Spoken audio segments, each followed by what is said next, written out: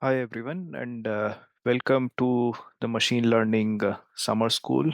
And I hope your previous sessions went well. And today, now I'm going to talk about the modules 2 and 3 for the topic of unsupervised learning. So let us begin. So this is what all that we are going to talk about. You've already heard from my colleague Ayush Raj, where he talked about various clustering methods. And the essential idea is that the data that we see in the real world, it has a certain structure. Okay, and therefore the idea that the data would cluster in certain ways, and finding out which data clusters together versus which samples cluster far away from each other might be useful for us in applications. So anyhow, I'm going to continue from where we left off from Ayush. And just a brief introduction about myself. My name is Dhruv Bharadwaj. I'm an applied scientist too at Amazon, India. And most of my work is related to automatic speech recognition for Alexa line of devices. And so let's begin. And so these are the topics that we are going to cover. We are briefly going to talk about the notation that I'm going to use. So this section is going to be slightly mathematically involved, while I'll try to walk you through almost everything that I've written in the slides. And the intent to keeping it a bit mathematical is to ensure that you, if not now, maybe later when you revisit these videos or when you study on your own, you tend to get comfortable with the mathematics of these models to a certain extent, or maybe you can revisit these slides later on and appreciate the mathematics once you are more comfortable. So, yeah, let us begin. So, these are the notations that I'm going to use for most of my slides. You have capital X, which is your set of training data.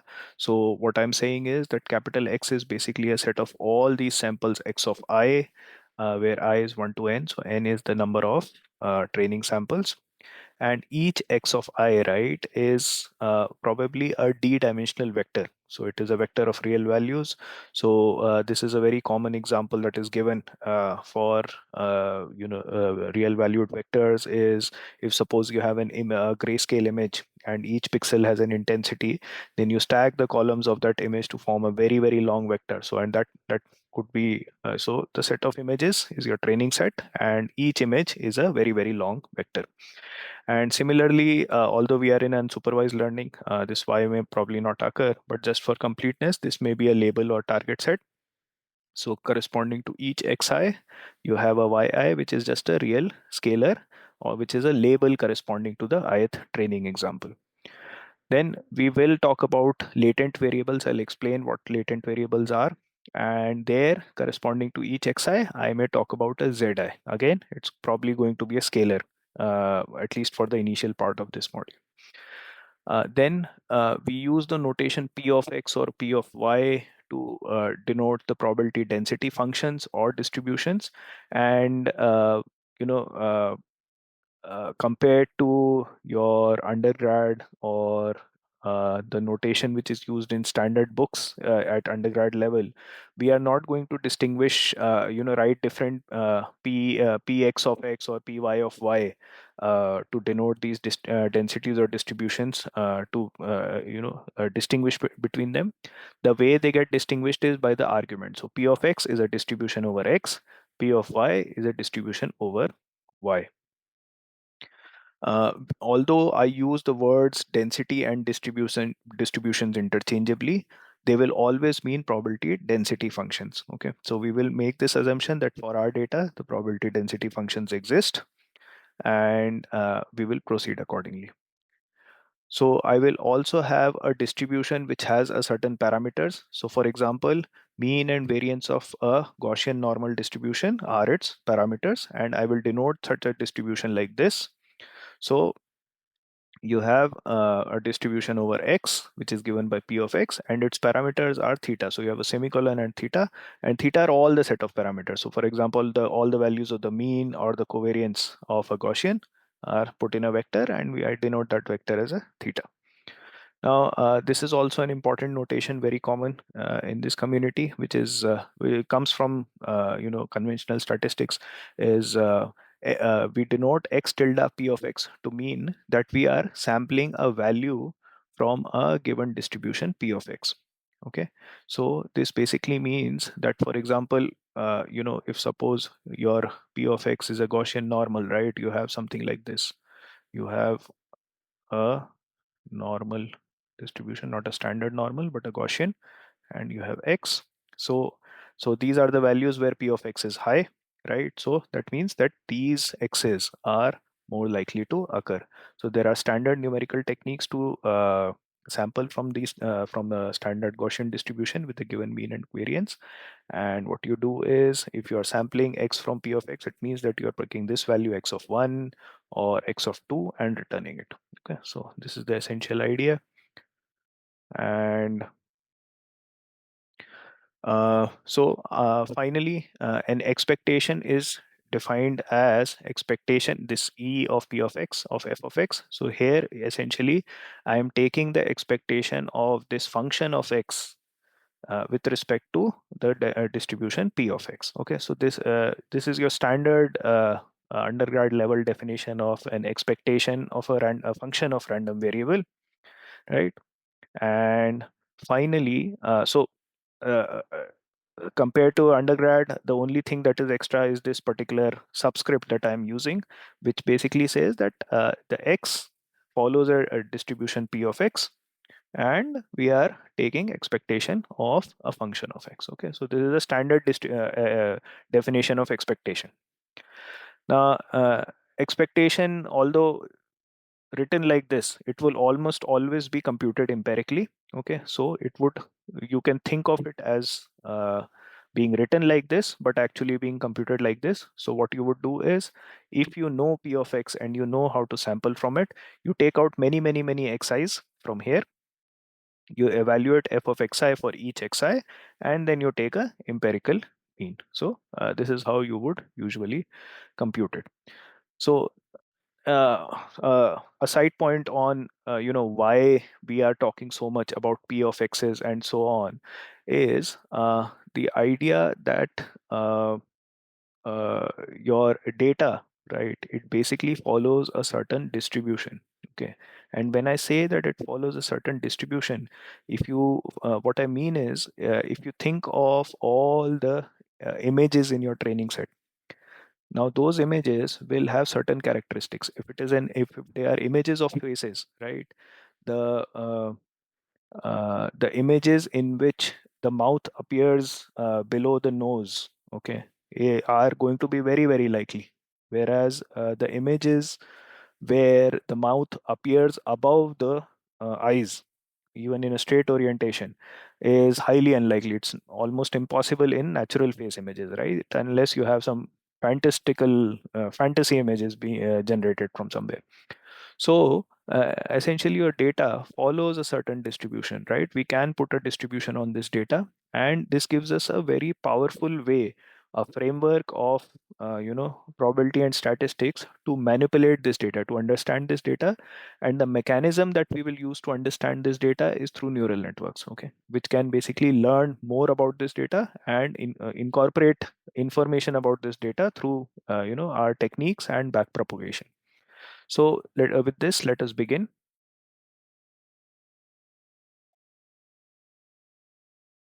Okay, so let us first talk about Gaussian mixture models and expectation maximization. So Gaussian mixture models, you might have seen them before. They are almost always introduced as models which can estimate any arbitrary density. So you have some data distribution P of x which is given, what you want to do is you want to take many Gaussians and you want to mix them together so that they are very close to this distribution. Now, why do we want to do that? We are interested in P of x of real life data, but they have arbitrary distributions. I mean, they must be having very complex distributions. It's natural to assume that. And it is also unlikely that simplistic distributions like Gaussian in continuous or other Laplacians and so on, they will model this data very well. Okay, and therefore what we can do is we can produce complex distributions by combining arbitrary number of Gaussians and adjusting their means and covariances. So one example of arbitrary uh, distribution is this uh, figure that I've shown here. So you can see that here there is a peak. It's not naturally a Gaussian. In fact, I've created it from a mixture of Gaussians, but I think you see the point, right? So there is no natural distribution which can actually uh, model this arbitrary p of x, and therefore we would like to have something else, right? So even in case of so for example, you have learned about clustering, and if suppose in a two-dimensional landscape, right, you have a two-dimensional map and you have some data which is clustered over here and you have some data which is clustered over here. So when you, for example, do k-means clustering, right, it will give a cluster k1 here and it will give a cluster k2 here. But there may be samples here, right? What do you do about that? Okay, if you do k-means clustering, then based on some heuristic, essentially a distance function, it will do what is known as a hard clustering. So it will basically decide that, okay, based on my understanding of this data, this sample must go into k2 and this sample must go into k1. Okay, whereas in Gaussian mixture models, what you would do is what is known as soft clustering, right? So here you would have a Gaussian here, and here you will have a Gaussian here. So what it's saying is that roughly this sample, right, 20% of this has a contribution from this, and maybe some other percentage from here, right? So that is the idea. So it tends to do some sort of soft clustering, and therefore it is able to model the regions of low data probability much more better than doing this kind of hard clustering. Okay, so this essentially defines our Gaussian mixture model. Okay, you have p tilde of x, okay, which is essentially a weighted sum. So these are your Gaussian normal distributions with means mu k and covariances sigma k, and they are weighted with a weight wk, and k or capital K of them are summed together. Okay, so that's all. It's as simple as that. And now the parameters of our model are now the means and covariances of each of the Gaussians in the mixture, the weights of the Gaussians, and the number of Gaussians that you're using. And essentially, if I'm defining a mixture model over my data as this, then it is these parameters theta which need to be estimated. So now our problem becomes this. The problem of estimating the P of x of data becomes the problem of estimating, given a few samples from the data set D, that is x of I, I equal to 1 to n, we want to estimate parameter theta, and we want to do it using maximum likelihood estimation. And what we will see is that it is the expectation maximization algorithm which enables us to do exactly that. So, but before coming to EM, I want you to I want you to look at another view of Gaussian mixture models, and we'll go to that next. So Gaussian mixture models can also be seen as latent variable models, and this is a family of models. And the idea of latent variable is also not new, but at least I think that it's a pretty powerful idea. So what we assume is that the data that we have observed, our training set, right, it's only part of the data. The underlying physical mechanism which generated that data is anyway may not be known to us, right? It may be too complicated for us to, define it exactly. So we say that there is an underlying true state of nature which is hidden and which we model as latent variable z with a distribution p of z. So all I'm saying is that there is some underlying true state of nature, okay, and I am modeling it like this. Okay, somebody else may have probably model it in some other way. Okay, what I am saying is that the underlying state of nature is a discrete variable. It's this discrete variable z, and it has a distribution p of z. So for example, z may, for example, just take two values.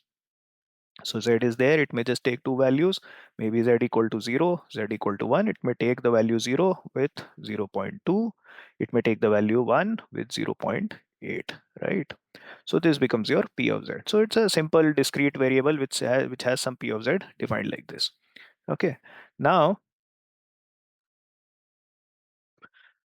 so what we say is that if it is this latent which generates the observable data, so this idea of generation from latent is very powerful, and together they form the complete data. So for now, understand that I am saying that there is a latent, okay, and I am saying that this latent generates this data. Uh, uh, so it's basically a mathematical assumptions that it's a mathematical model that I'm building, okay, to explain my data. Okay, so now if I say that it is this z, right, which is the latent variable which is generating the data, then I can definitely write this, right? I can definitely should be able to write this. All I am saying is this, that if I have a complete data which is given by x comma z, right? X is what you have observed, Z is what you have not observed, but complete data is x comma z. Then P of x comma z is the joint distribution, right? Now this P of x comma z, when you marginalize over it, you get P of x. Okay, so all I'm doing is I'm averaging out the z from it. Okay, and this is all I've written in here, right? This P of x comma z is further broken down into P of z, which we have already, although we don't know about it, but let's see. So now you see that this makes our modeling explicit. We say there is a z, okay, and once a z has been chosen, a x is generated. Okay, so now I give some specific form to all that I have written here, right?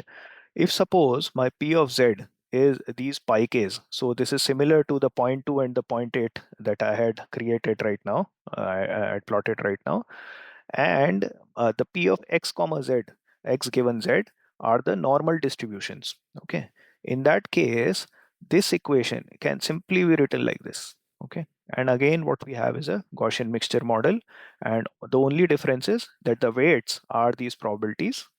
Okay, and the that's all actually, right? So what you see here is that you have some different meaning given to these weights, okay, which is the probability that your latent variable z takes the value k, right? And this is very common to many. This formulation is common to many latent variable models in that family, and Gaussian mixture models are all can also be looked at from that point of view.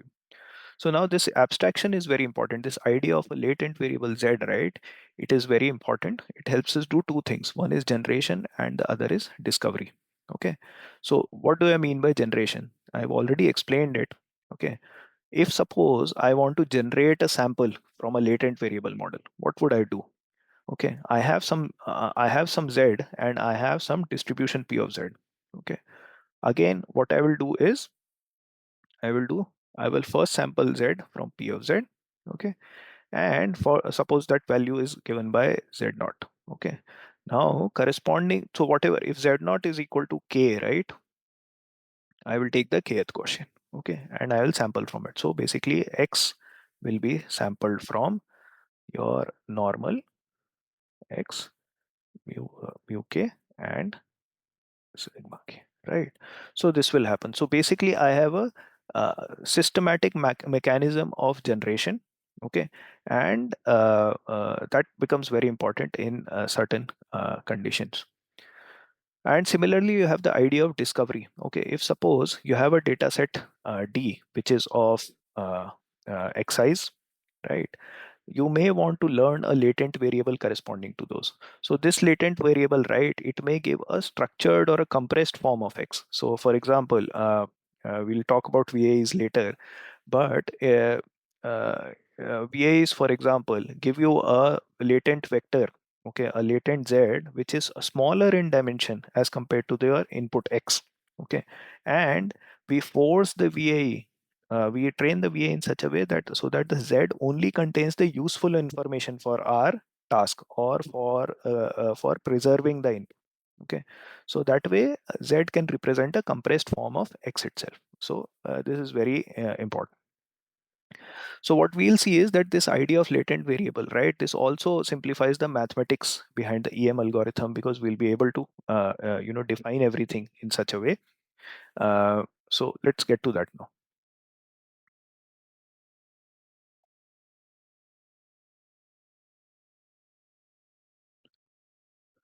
Okay, so let's first, take a recap of what we have done in the past and what we are going to do. So in supervised learning, what we do essentially, okay, I'm just summarizing it in one sentence. What we do is we maximize the likelihood of observed data. Observed data is the training set in our case, okay, and the parameters of the output distribution are encoded in the neural network. Okay, so essentially what it does is the neural network itself is essentially learning this. Uh, this p of y given x using maximum likelihood. So you have p of y given x, okay, which is going to be learned, okay, in a certain way. Uh, Now, in case of unsupervised learning, right, our observed data is modeled as this p of x given theta, okay, and what may happen is this p of x. So, for example, it may be a complicated distribution, right? Even when we model it using GMM, right, it's a mixture of many Gaussians, right? So, it's not always possible to compute exact likelihood. Okay, let me just write what likelihood is. Okay, so your likelihood of theta is a function of theta. Okay, it is going to be the product of I equal to 1 to n p of x of I given theta. So what I've done here is that I assume that there is some p, okay, which is parameterized by these parameters theta. So for example, a Gaussian mixture model with some means, variance, and weights, okay, and I take each of my training sample and I evaluate this quantity, right? I'll plug it in, I'll evaluate it, okay. Now for some values of theta, right, and I'll take the product, okay. So for that values of theta, that this will be my likelihood, and we usually work with log likelihood. So you'll have log of L of theta, and this whole thing becomes a summation because of a log, and you have this, right, so you have this. So now you can see, right, you have this entire quantity, and if p of xi given theta is complicated, right, it may not be possible to compute this, okay. It may also not be possible to maximize it, okay. So in case of Gaussian mixture models, for example, we may be able to compute it, but maximization is a different deal, right? So now what we do is, instead of trying to compute this quantity and maximize it, all we do is we approximate, okay, we do this latent variable modeling and we use expectation maximization to approximate this likelihood. So we just want to approximate this quantity, okay, and then we want to make sure that if we are approximating, once we have approximated it, we try to increase it, okay, because that's the idea, right? Learn theta by maximum likely by increasing the likelihood of the observed data, okay, so that's the idea. So we look at expectation maximization for as a general technique for ML estimation of parameters of latent variable models. Okay, so in our case, theta, when we have these GMMs. So this theta, if you remember, consists of your WK, mu k, covariance k, and capital K. Right. So this whole thing is theta. We want to estimate all of this. So, although I could have chosen to actually just, you know, taken Gaussian mixture models, introduced a Z, and then done some mathematics to derive the equations for the E and M step of expectation maximization in case of GMMs, it doesn't give you this intuition that EM actually applies to other latent variable models as well. Okay, and whatever is being done in EM is not just some mathematical trickery where, for example, you may have been told that we want to convert log of sums to sum of logs, right? And that naturally happens. Okay, but there is also something more that gives a better intuition. So that's what. So while closed form iterates of EM on GMMs can be derived, this view will probably give you better intuition of what is happening. Okay, it may be a little complicated to follow, but I hope that if you go through the equations carefully and possibly also look at other resources online, it will give you a better idea of what is happening. So let us continue. Right. So let us now begin with expectation maximization, and I will reiterate what we are trying to do. Okay, we have the observed data X. We have the observed data X, and it is generated by a latent variable Z. This is what we said all along. And therefore, if you have the joint distribution P of Px comma Z, then you can sample X comma Z from here. Okay, so this is the complete distribution, right? But what we are interested obviously in this one, right? And we want to find the correct theta. Okay, so once correct theta has been found, P of X given theta basically mirrors the actual P of X, right? So we have two requirements, right? We want P of X given theta star, which is the correct theta, right? The ideal theta that we have found to be almost same as P of X. Okay, true distribution.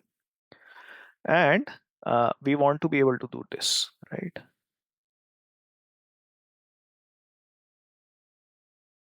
Right. So we want to be able to do, we want to be able to generate new samples from this, right? So this is the overall aim. In fact, you'll see me repeat this multiple times. This is going to be the overall aim of all of generative modeling. So now I do something very simple, right? We already had P of X comma Z, and I'm only marginalizing out Z out of it, and you get this P of X, right? So this is all that is done. Only theta is there because we are working with an assumed model, right? We are working with maybe something like a GMM, which has certain parameters. So just the parameters are explicitly shown here as theta, right? So now with this, let us see what happens. So now let us suppose we are given this data, okay, and I use the previous marginalization as well, right? So uh, you write your log likelihood, right? We had written our log likelihood like this. Uh, Give me a moment. Yeah. So now in this particular slide, I'm denoting log likelihood like this with a capital X, where X is your data set, right? So I can write like this is summation over all xi um, log of p of xi given theta, right? And now in the previous slide, we already saw that p of xi given theta can be written by marginalizations, right? So we take that and plug it in, log of, again, a summation of uh, p of, so this is a summation over z, maybe zi, because every xi has a zi,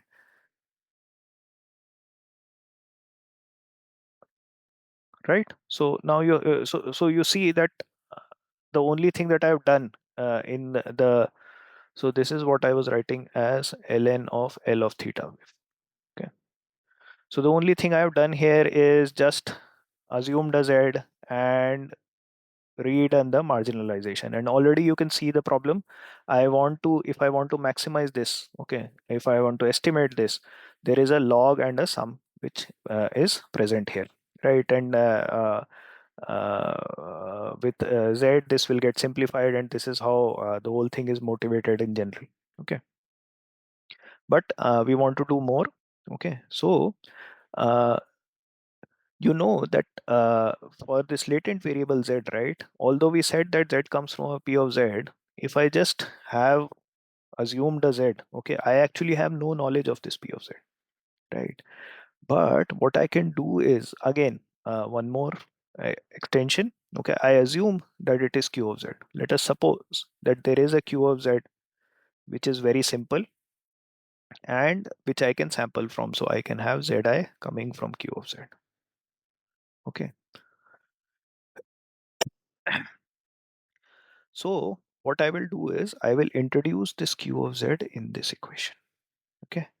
And I will write this. So we have summation with respect to Zi, Q of Zi and P of Xi Zi theta by Q of Zi, right? So I'm just introducing it and then I am doing some mathematical conversions. Okay, so all I do is I do some mathematical conversions. Okay, and with that you will reach at this equation here. Okay, where you have two things. Your log likelihood is here. Okay, log of L of theta. Okay, and this is another quantity that I'm going to talk about soon, and this is a KL divergence between Q of Z and P of Z given X. So this makes sense, right? I don't know anything about P of Z. Okay, so I assumed a Q of Z, but I would like Q of Z to be as close as possible to P of Z given X. Okay, so whatever the P of Z may be, given X, Q of Z should be as close as possible to this. So, so essentially, I have reformulated the equation for my log likelihood having a certain this quantity and a KL divergence between a term that I don't know much about and a term that I have assumed. Okay. Now, with this, you know that this quantity is always going to be greater than equal to 0, right? So, what that means is that you always have this. Your log likelihood is always greater than equal to this. Sorry for the unfortunate choice of symbol. This is not log likelihood. Okay. When I write q comma theta along with it, this is what is known as elbow. And the reason is clear. It is only because of this equation that this is called elbow. This is the evidence, and this quantity is the lower bound on evidence. Okay. So, so if you actually do the mathematical derivation of introducing Q and then simplifying this equation, right, you will see that your evidence lower bound is just written like this. Okay. So, so essentially what you are doing in evidence lower bound, right? You have some distribution of Z from which you can sample nicely. Okay. So you sample some Zs from here, then you can compute this, you can compute this, okay, and you can compute this. Okay, makes sense, right? So this L of Q of theta is computable. Okay.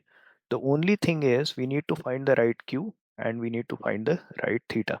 Okay. So uh, given this equation, I should be able to draw this diagram. Okay. This is my actual log likelihood. Okay. This is my elbow and this is my KL divergence, right? I need not write it. It's already there.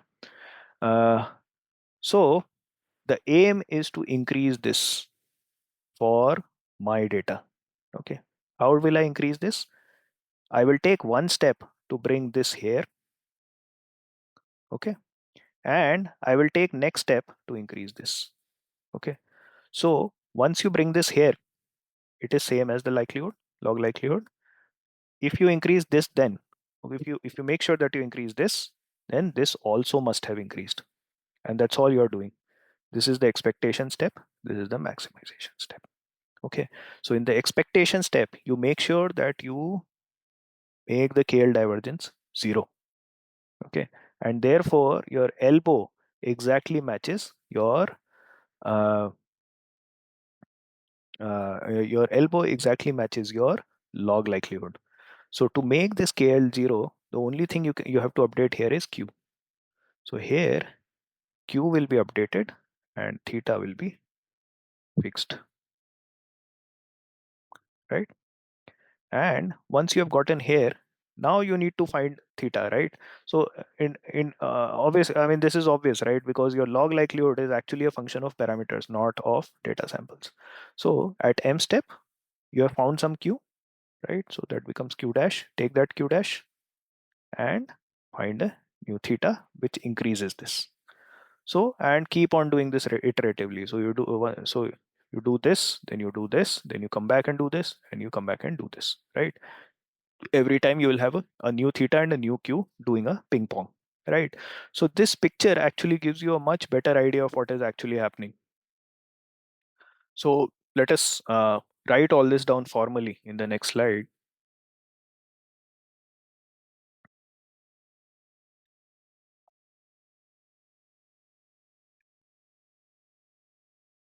Okay, I'll come to that slide later.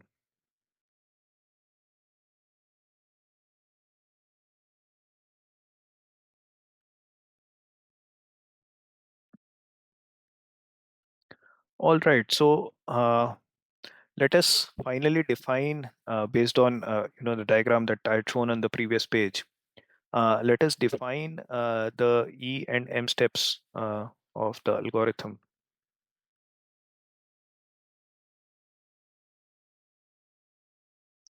All right, so let us just formalize this in terms of equations.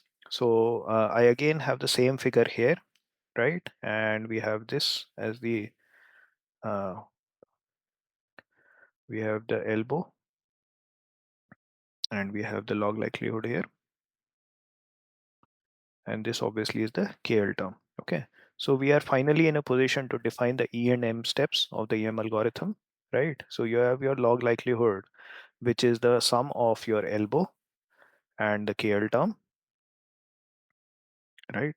So in the E step, what you will do is you will reduce the KL to 0. Okay, so the way to reduce the KL to 0 is just explicitly set Q of Z same as P of Z given X. Okay, so because that is what the formulation comes out.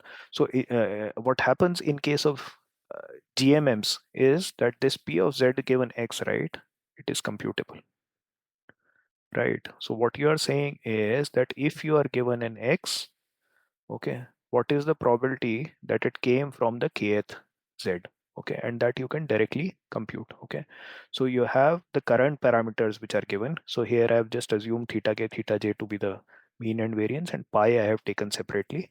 If your all your data samples of x are given, okay, what is the probability that the how many of them cause the kth z to be 1? Okay, that will basically, this is what is called as assignments, right? The gamma parameters, so the assignments of z. So these are explicitly computable. But effectively, if you see, right, all you're doing is you are just computing p of z given x. Okay.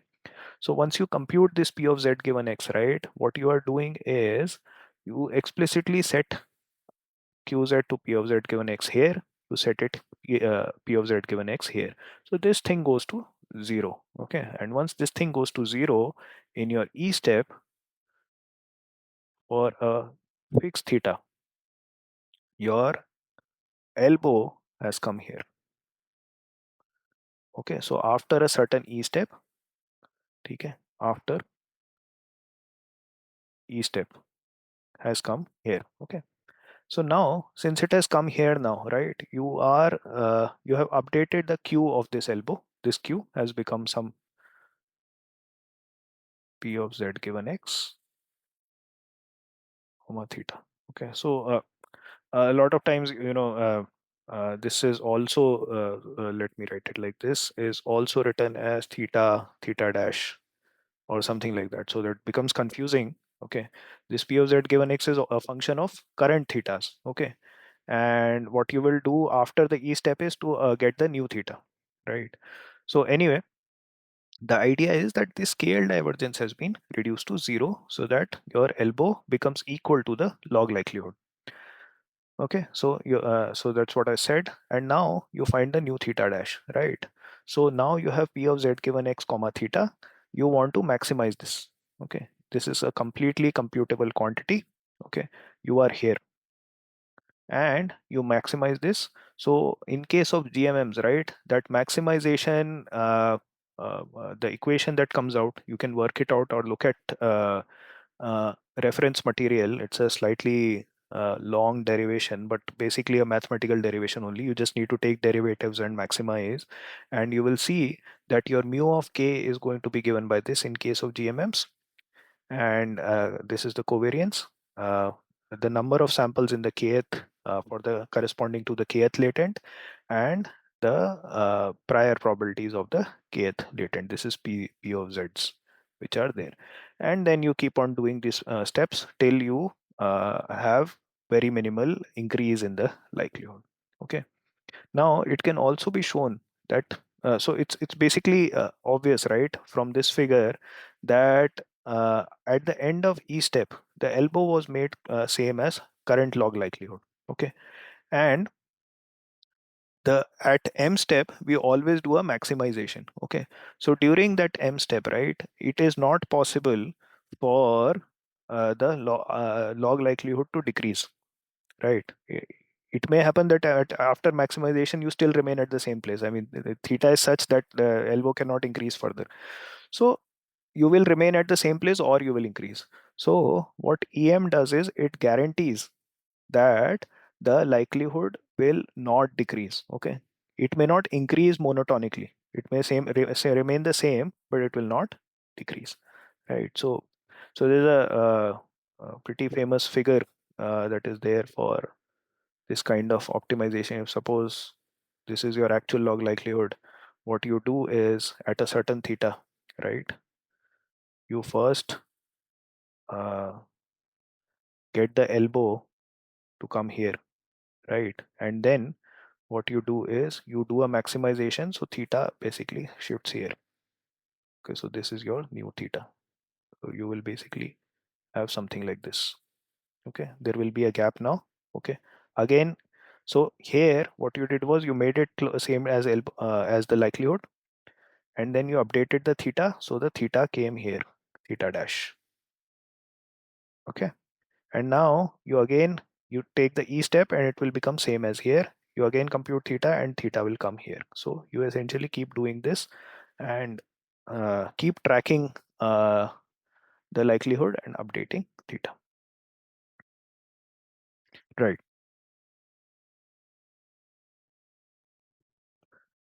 So it's this is essentially what I explained. Okay, we want to climb the log likelihood mountain, ln of p of x of theta, and it is a complex function. It may not be a simple increasing or decreasing function. Okay, so the elbow is the lower bound. Okay, it is a curve which always sits at the bottom of the log likelihood. So the e step will reshape the lower bound, choose a new q so that it touches at current theta,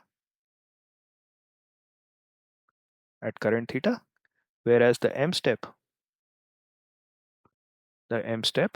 will update the theta. Okay, so that we can take another e step and find whether it is further increasing. So uh, so like I said, and also what we saw from the figure, it is almost guaranteed that the likelihood will not decrease. It may not increase, but definitely will not decrease. Okay, so this is also something that I had explained in the beginning of this topic. The responsibilities are soft cluster assignments. Okay, what is the fraction of the points n, that is the xi's, which belong to z is equal to k. Okay, so So the M step will refit each of these Gaussians. In fact, it can be shown that if suppose your GMMs are such that they are single discrete distribution centered at each data point, then your expectation maximization will lead to k-means.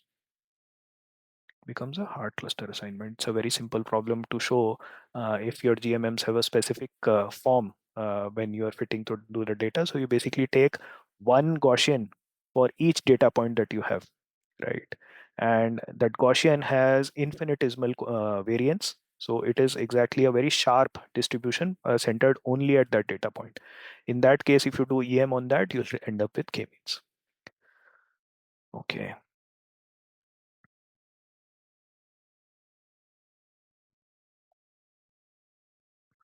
Right. So I have not talked a lot about why GMMs are so important, except for the ideas, the underlying ideas that are used here.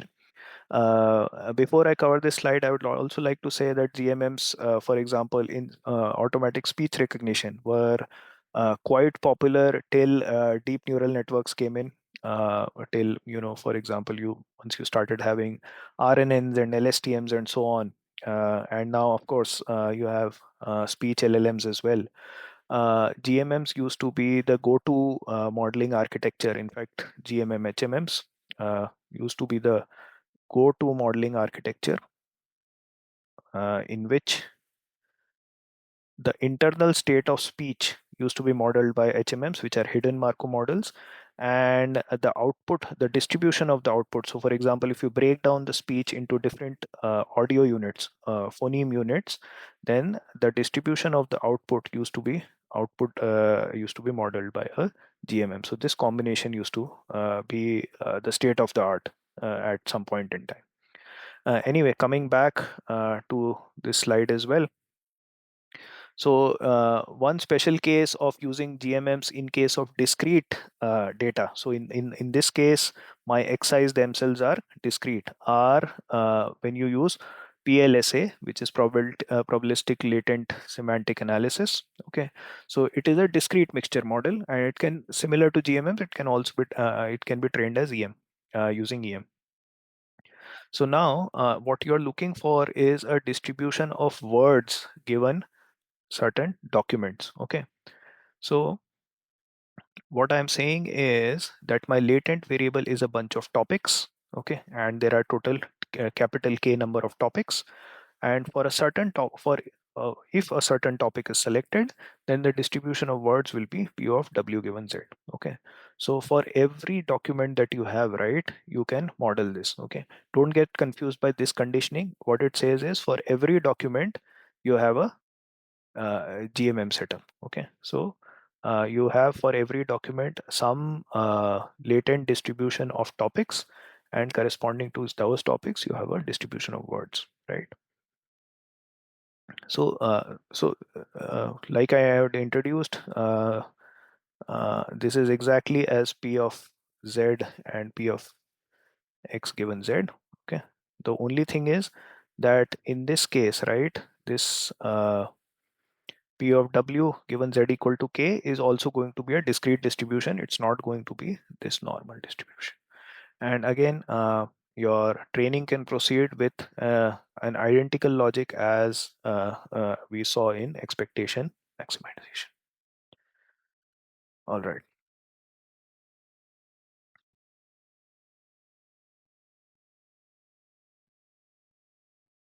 So this brings us to the end of the second module in this unsupervised learning topic.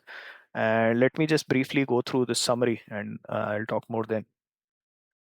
So GMMs can be used to model arbitrary densities, and they can also be seen as a member of the family of latent variable models. Uh, Although we worked with Gaussian mixture models, and later I just gave you an example of a discrete mixture model, other forms of mixture models can also be made. So you can basically mix simple statistical distributions with some weights to get other forms of mixture models. In general, Most latent variable models will have expectation maximization as an iterative method for doing maximum likelihood estimation of these models. Like I said, EM guarantees a monotonic non-decrease in likelihood, which means that the likelihood will never decrease, okay, but it can converge to a local optima. Okay, it's not guaranteed that it is going to find the best theta star that we were looking for. Only thing is it is going to find a good enough theta star, which may be a local optima. Okay, so now if you notice the GMMs and the EM that I introduced, right, it was with discrete latence Z. Okay, so you had some ZI. Okay, and those ZI were then linked to some normal Gaussian distributions, right?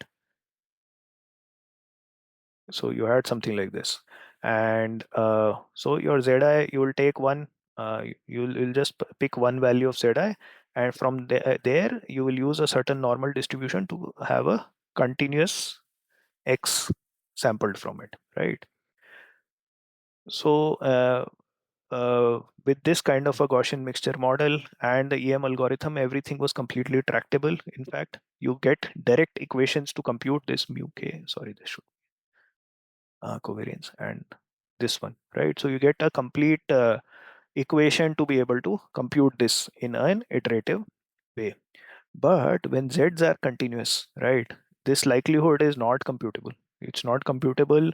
uh, you can't do expectation maximization to find the values of parameters and so on.